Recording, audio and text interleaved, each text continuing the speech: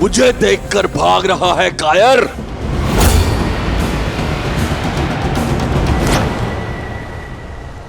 प्राण जाए फिर भी मैं आपसे युद्ध नहीं करूंगा भैया। अब प्राणों के सिवाय बचा क्या है तेरे पास कायर?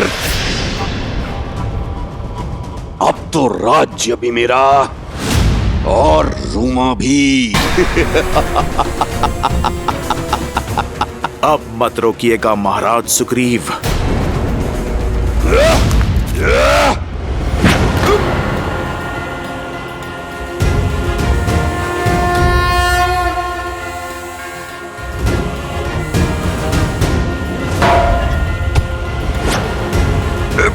हनुमान!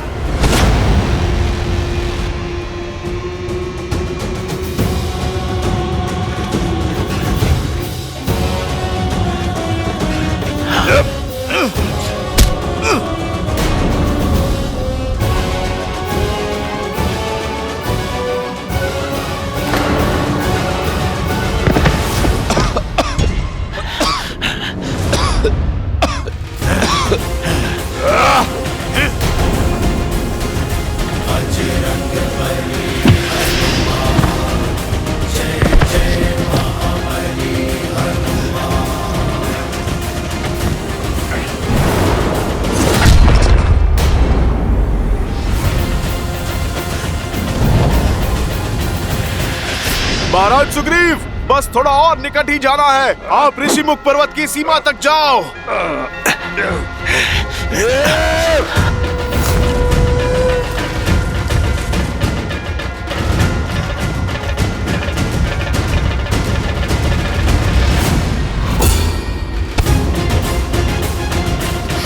छोड़ो हनुमान मुझे, जाने दो।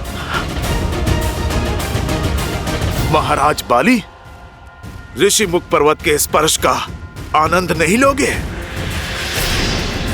मैं चाहूं तो एक क्षण में आपको पर्वत के शिखर पे फेंक सकता हूं, जहां पर गिरते ही आप ऋषि मार्तंड के श्राप से भस्म हो जाओगे। मैं सुग्रीव को मारे बिना नहीं जाऊंगा यहाँ से। फिर तो हम सदा सदा के लिए इसी अवस्था में उलझे रहेंगे महाराज बाली। महाराज बाली, आप मेरी बात ठीक से समझो। एक उपाय है मेरे पास। महाराज सुग्रीव को ऋषिमुख पर्वत पर रहने दीजिए और आप किष्किंधा पर राज कीजिए। आप मुझे वचन दीजिए, जब तक वो यहाँ हैं, आप उन्हें क्षति नहीं पहुंचाएंगे, क्योंकि यहाँ आए तो सच में इस बार मैं आपको क्षमा नहीं करूंगा। नायक बनने का अवसर खोकर बहुत दुख होता है ना। आप राक्षस बन गए हो, किंतु आपको दंड मैं नहीं दूंगा। स्वयं मेरे प्रभु श्री राम देंगे। उचित है, मैं सुग्रीव के प्राण छोड़ दूंगा जब तक वो इस पर्वत पर कायरों की भांति छुपा है।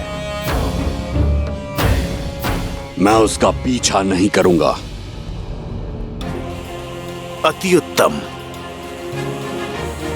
तो अब आप लौट जाएं और आपको मेरी चेतावनी स्मरण रहे, आप यहां दोबारा नहीं आएंगे। परंतु मेरी भी एक चेतावनी है, सुन लो। सुग्रीव ऋषिमुख पर्वत से नीचे नहीं आना चाहिए।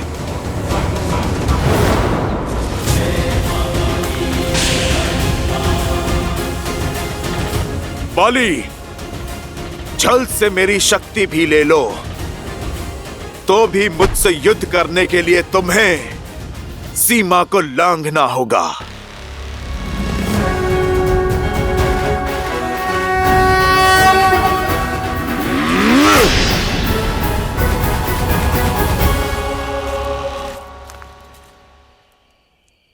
हनुमान। महाराज सुग्रीव, हम ऋषिमुख की सीमा में सुरक्षित आ चुके हैं। आप निश्चिंत रहिए।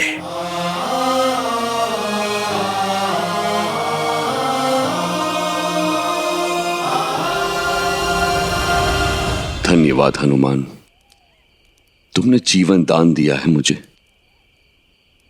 किंतु मेरा दुर्भाग्य देखो, मेरे अपने ही भाई ने मुझसे मेरी पत्नी, मेरा घर, मेरा राज्य सब छीन लिया।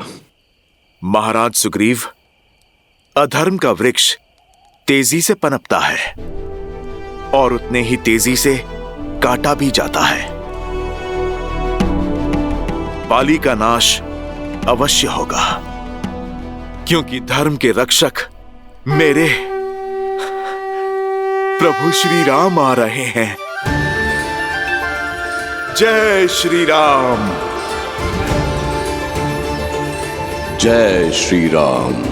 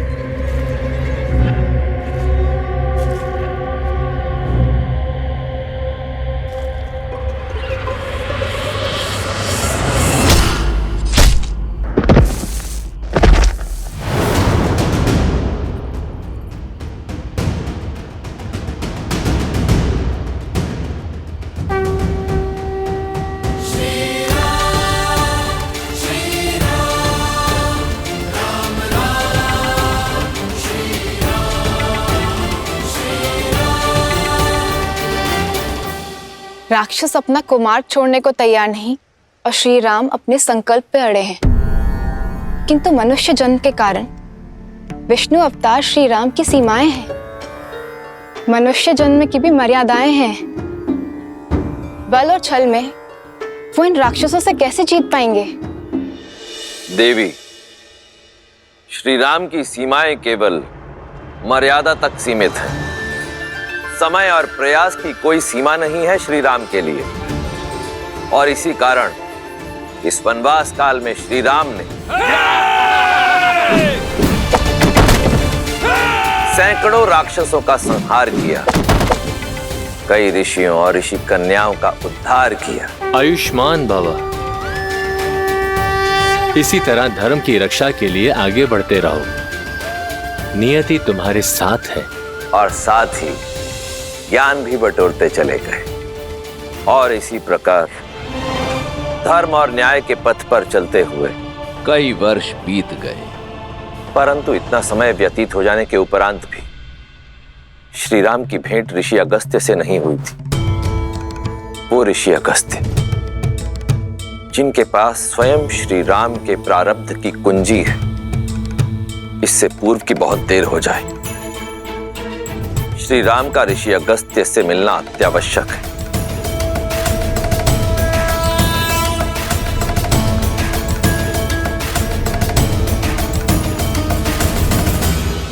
लक्ष्मण जी भैया,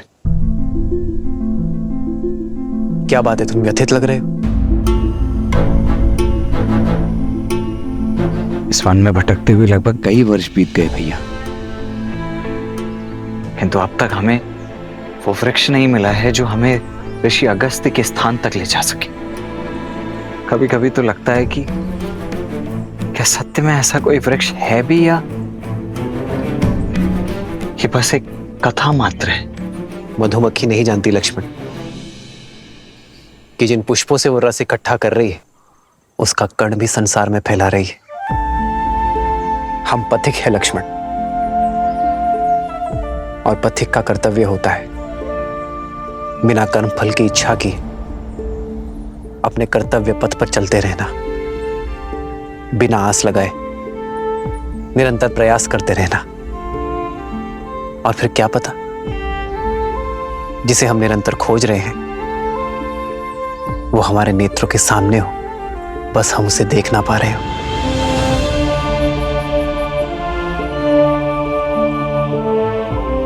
जी भैया। आओ सीता।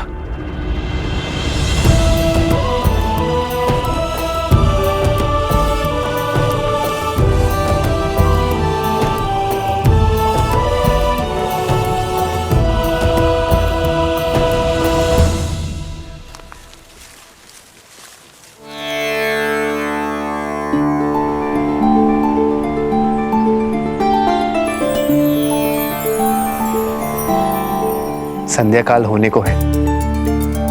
आज रात्रि हमें यही विश्राम करना चाहिए। जी भैया।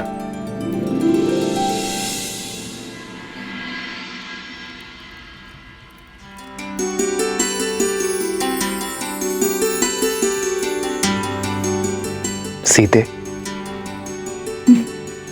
विवाह से पूर्व की रात्रि स्मरण है तुम्हें? नहीं तो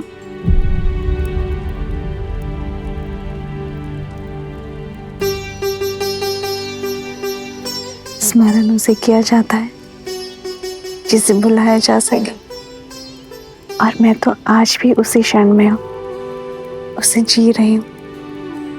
उस रात्रि भी चंद्रमा इतना ही सुंदर था, और मिथिला की शीतलता पवन में घुली थी। मेरी सीता की सुगंध। अच्छा, मैं नहीं जानती थी कि धनुर्धर राम शब्दधर भी है। आप तो कविताएं कहने लगे। जब जीवन संगिनी प्रकृति से मिले तो कोई भी कवि बन सकता है। राम राम राम राम। भैया सावधान, केवल स्वर है भैया, कोई दिखाई नहीं दे रहा। ये अवश्य ही उन उद्दंडी राक्षसों की कोई चाल हो सकती है।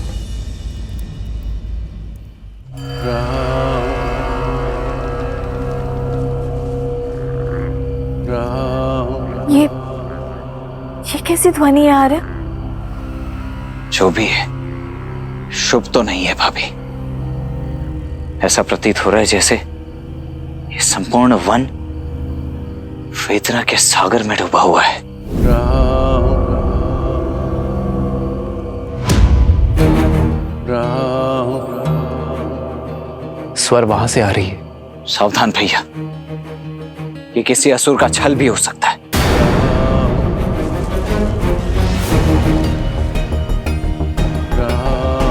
भैया, वन में पग मैंने आपकी सेवा और सुरक्षा के लिए ही धरा है, इसीलिए आगे तो मैं ही चलूंगा।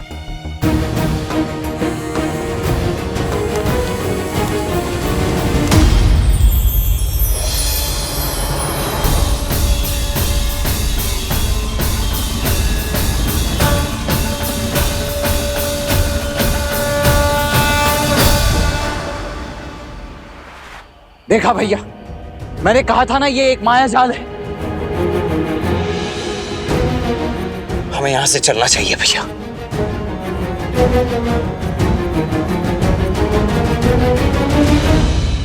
राम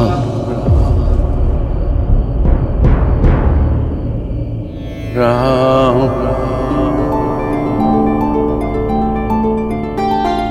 राम। नहीं लक्ष्मण, इस वृक्ष की पुकार में छल का सार नहीं, करुणा का संसार सुन रहा हूं मैं। राम संभल कर भैया, संभल कर भैया। राम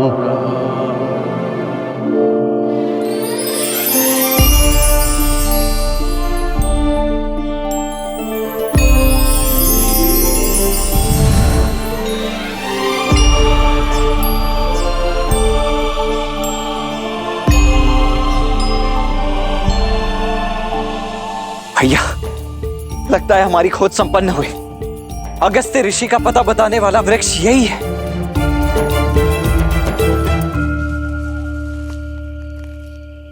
राम। किसी वेदना में हो मित्र?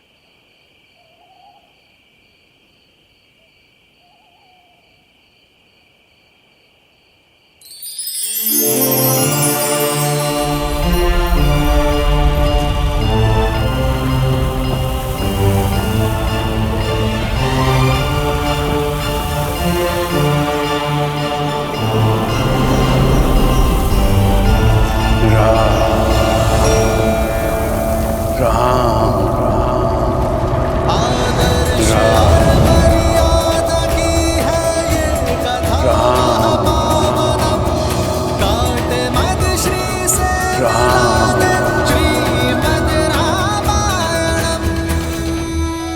मेरा नाम कैसे ज्ञात है आपको? इस सुरक्षा कवच को भेद कर मुझ तक पहुंचने का सामर्थ्य केवल आपकी करुणा में है राम। सैकड़ों वर्ष बीत गए प्रतीक्षा में, आज मेरे सौभाग्य के द्वार खुल गए।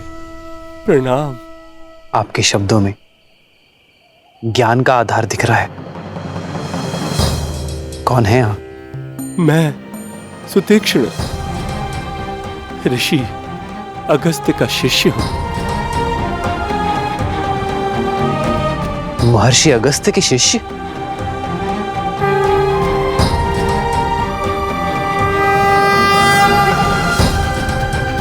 कहाँ थे आप ऋषिवर?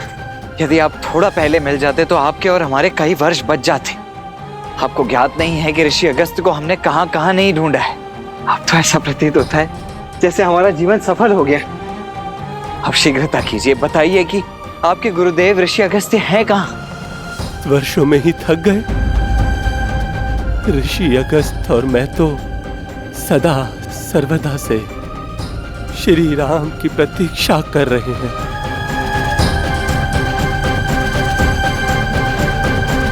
आइए, आपकी प्रतीक्षा का अंत किए देते हैं। जी।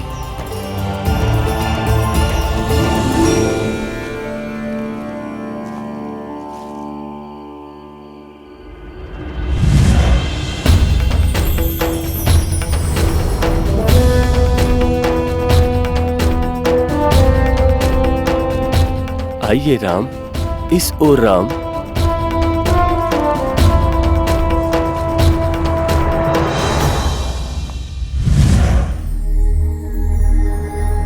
देव ऋषि के आश्रम में आपका स्वागत है।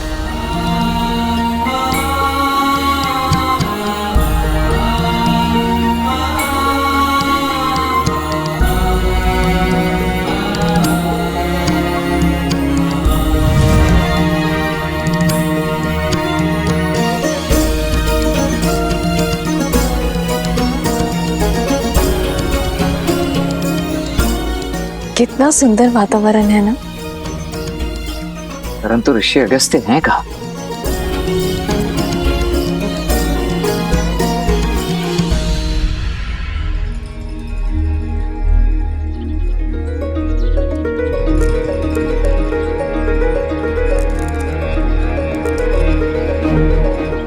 सामने देखो लक्ष्मण।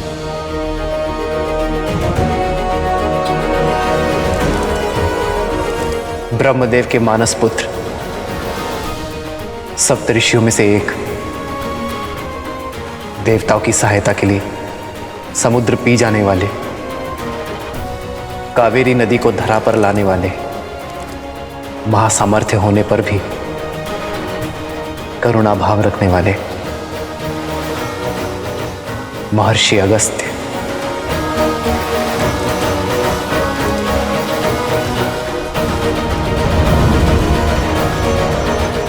आ गए राम।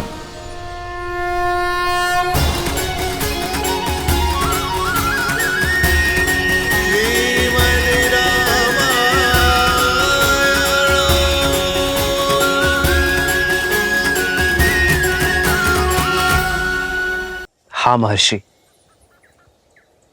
अंततः भाग्य सौभाग्य में बदल ही गया आपके दर्शन पाकर।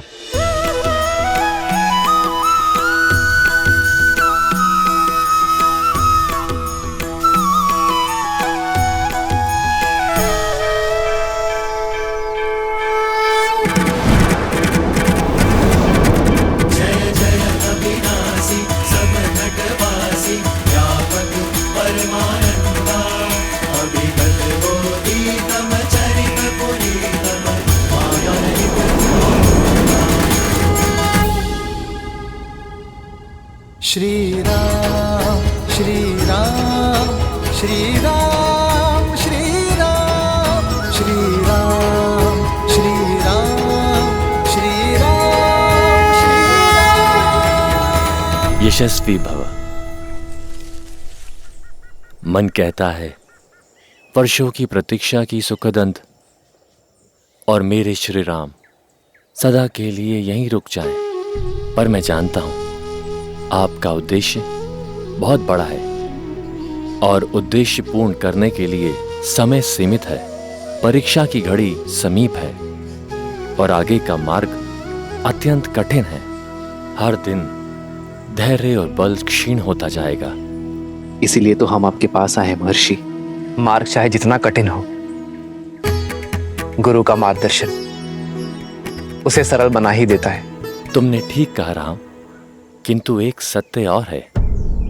तुमने अभी तक जितने भी राक्षसों का नाश किया है, लेकिन आने वाले मायावियों के समक्ष वे सभी बहुत तुच्छ हैं। खरदूषण के पापों का अंत कर तुम्हें महाबली राक्षस राज रावण से लड़ना होगा। यदि वो महाबली है तो हम भी रघुवंशी हैं। हमसे ना रावण बच पाएगा और ना ही उसकी सेना। लक्ष्मण, मेरा अनुज भोला है ऋषिवर, शीघ्र ही आवेश में आ जाता है। उसे क्षमा कर दे और हमें आगे का मार्ग बताए। राम, तुम्हारे वनवास का ये अंतिम चरण है।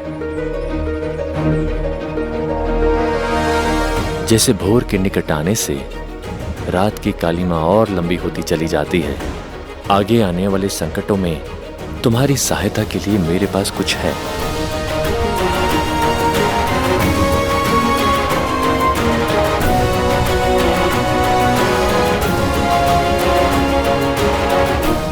इस तरह के और भी एपिसोड देखने के लिए हमारे चैनल को सब्सक्राइब करें और बेल आइकन दबाना ना भूलें।